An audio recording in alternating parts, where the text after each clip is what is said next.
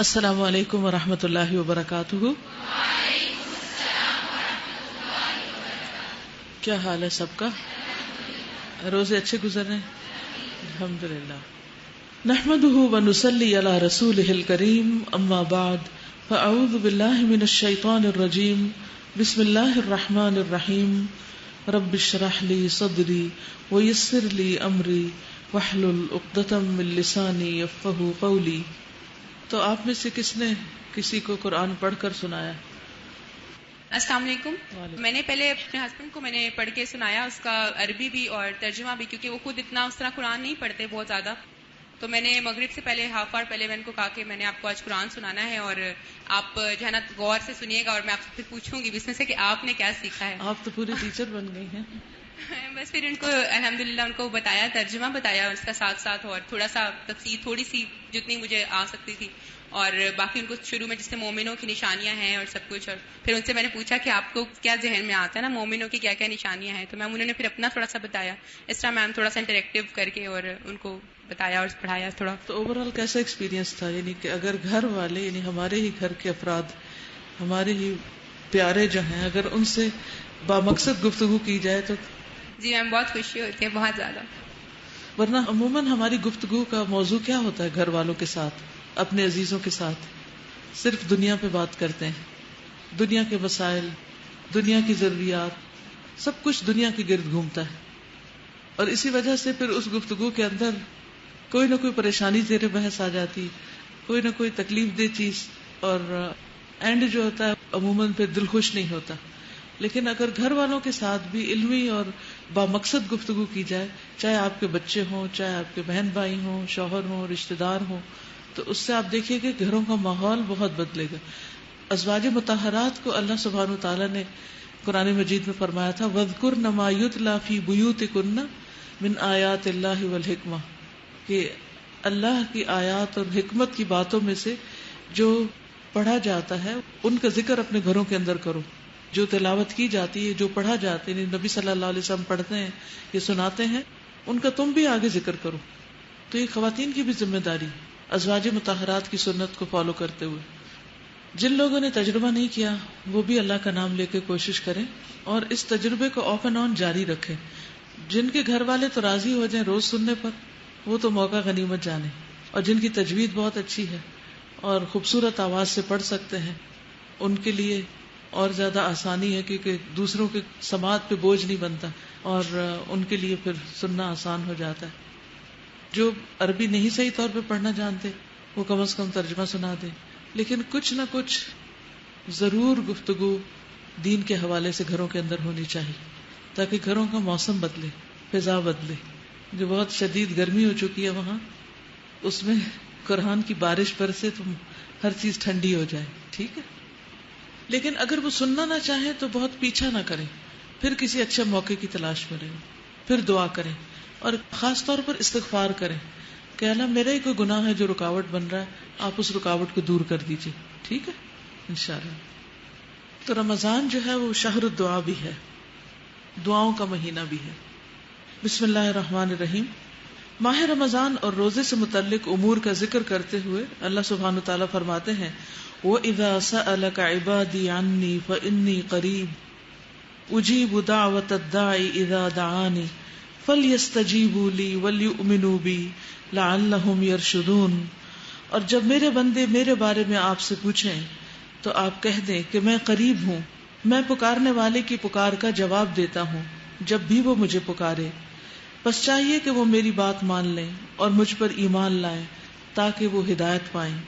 تو اس سے کیا پتہ چلتا ہے کہ اللہ سبحانہ وتعالیٰ قریب ہے، اور ہمیں کسی بھی دکھ، تکلیف، پریشانی اور حاجت میں سب سے پہلے اس کو پکارنا چاہیے اور اسی سے مانگنا چاہیے، اور ہر حال میں مانگتے رہنا چاہیے، لیکن خصوصاً رمضان میں، کیونکہ دعاؤں کی قبولیت زیادہ ہوتی ہے. روزہ دار کی دعا قبول کی جاتی ہے.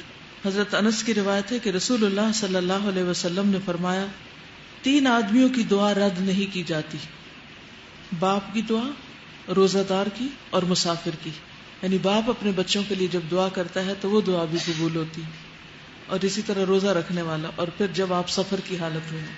ویسے تو جب آپ گھر سے یہاں تک آتے ہیں تو یہ بھی ایک چھوٹا سا سفر ہی بن جاتا ہے، تو طالب علم بھی ہوتے ہیں آپ, اور طالب علم کے راستے میں تو فرشتے پر بچھاتے ہیں, تو اس لیے اس موقع کو بھی نہ گنوایا کریں. اس میں بھی آپ راستے میں آتے ہوئے دعائیں ضرور کیا کریں, کیونکہ یکسوئی کا موقع بھی ہوتا ہے. گھر میں انسان کے کئی قسم کے کام ہوتے ہیں, بعض اوقات نمازیں بھی جلدی میں پڑھی جا رہی ہوتی, تو سفر میں اور تو کچھ بھی نہیں کرنا ہوتا. زیادہ سے زیادہ ہم جو ساتھ بیٹھا اس سے کچھ چھوٹی موٹی بات کر لیتے ہیں, اور اگر چھوٹی موٹی کرتے بھی ہیں تو اس کو بھی تقسیم کر لیں. کچھ وقت اپنے سفر کے ساتھیوں کے ساتھ اور کچھ وقت اپنے رب کے ساتھ بات کرتے ہوئے گزاریں. تو اللہ سبحانہ وتعالیٰ سے ضرور دل ہی دل میں اس کو پکار دے کہ ضرور دعائیں کریں. تو یہ کرنے کا کام ہے, لکھ لیجئے.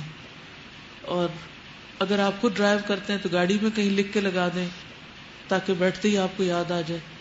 اگر آپ پبلک ٹرانسپورٹ پر سفر کرتے ہیں تو آپ دیکھ لیں آپ کے ہاتھ میں بیگ ہوتا ہے, یہ کیا چیز ہوتی ہے جس کے ساتھ آپ کو ریمائنڈر, صرف دعا کا لفظ لکھ کے ریمائنڈر ڈال دیں. کی چین ہوتا ہے نا, کی چین کے اندر ایک چھوٹا سا ٹیگ اس طرح کا ڈال کے اور اس کی چین کو اپنے بیگ کے ساتھ لگا لیں. تو اس سے کیا ہوگا کہ جو ہی آپ بیٹھیں گے بیگ گود میں رکھیں گے تو دعا سامنے آ جائے گا لفظ اور آپ کو یاد آ جائے گا. تو اس طرح کی چھوٹی چھوٹی چیزوں سے انسان کے جو چھوٹے وقت ہوتے ہیں وہ بھی بہت پروڈکٹیو ہو جاتے ہیں. ایک اور روایت میں ہے, حضرت ابو سعید خدری سے مروی ہے کہ رسول اللہ صلی اللہ علیہ وسلم نے فرمایا, بے شک اللہ تعالی ماہ رمضان کے ہر دن اور رات میں لوگوں کو جہنم سے آزاد کرتے ہیں, اور ماہ رمضان کے ہر دن اور رات میں ہر مسلمان کے لیے ایک ایسی دعا ہے جسے قبولیت سے نوازا جاتا ہے. ہر دن میں ایک دعا آپ کی قبول ہوتی, جتنی بھی آپ مانگتے ہیں اس میں سے کم از کم ایک ضرور قبول ہوتی. تو پھر کثرت سے مانگے, اور جو آپ نے مانگنا ہے وہ پورے حرص کے ساتھ مانگتے چلے جائیں, شاید وہی قبول ہو جائے جو آپ کو سب سے زیادہ ضرورت ہے. یہ تو اللہ سبحانہ تعالیٰ پر ہے. ویسے تو وہ ساری دعائیں سنتے ہیں, لیکن جیسے کہتے ہیں نا جلدی سننے والی بات, جلد قبولیت والی, اس کی طرف اشارہ ہے. افطاری کا وقت دعاؤں کی قبولیت کا وقت ہے. حضرت عبداللہ ابن عمرو بن العاص کہتے ہیں کہ رسول اللہ صلی اللہ علیہ وسلم نے فرمایا, بلا شبہ روزہ دار کے لیے افطاری کے وقت ایک ایسی دعا ہے جسے رد نہیں کیا جاتا. پھر یہ کہ اللہ تعالیٰ کے اچھے اچھے ناموں کے ساتھ اللہ تعالیٰ کو پکاریں, کیونکہ یہ دعاؤں کی قبولیت کا ذریعہ ہوتے ہیں. آپ نے کارڈ لے لیا دعاؤں کا اور پڑھ بھی رہے ہوں گے امید ہے. میں نے تو اپنے قرآن مجید میں رکھ لیا, کیونکہ اسے تو کھولنا ہی کھولنا ہے.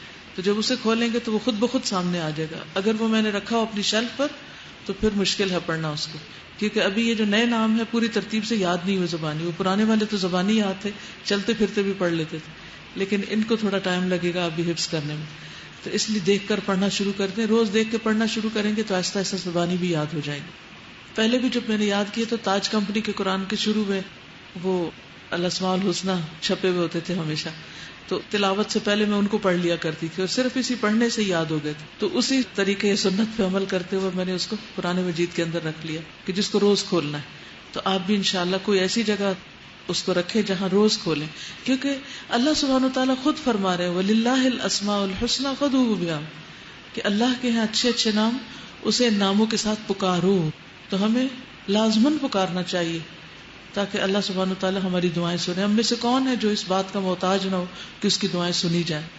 پھر اسی طرح یہ ہے کہ سب دعائیں زبانی یاد نہیں رہتی, چاہے زبانی یاد بھی ہو.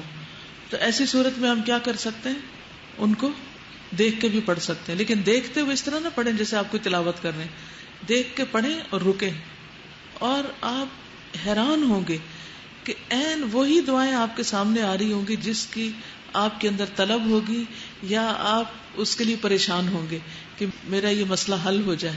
تو عین وہ آپ سوچتے ہوئے جا رہے ہوں گے اور آپ کتاب کھولیں گے تو وہی دعا سامنے, تو آپ کو پھر گڑ گڑا کے مانگے, توجہ کے ساتھ مانگے, کیونکہ غافل دل کی دعا نہیں سنی جاتی. اسی طرح شام کے وقت جب افطار سے پہلے اپنے کام وام ختم کر کے پھر کوشش کریں کہ کچھ وقت سکون کا ہو اور اس میں اللہ تعالیٰ کو پکاریں. اللہ تعالیٰ کے کچھ اچھے اچھے نام بھی ہیں یہاں, جو سارے اگر آپ کو یاد نہیں بھی تو کچھ نام یاد کر لیجئے, جیسے یا اللہ, یا رحمان, یا رحیم, یا حی, یا قیوم, یا ذا الجلال والاکرام, یا احد, یا صمد, یا وتر, یا فرد, یا مجیب الدعوات, یا بدیع السماوات والارض, یا رب. تو ان ناموں کے ساتھ آپ اللہ تعالیٰ سے دعا کریں گے تو انشاءاللہ دعا جلد قبول ہوگی. اللہ تعالیٰ ہمیں توفیق عطا فرمائے.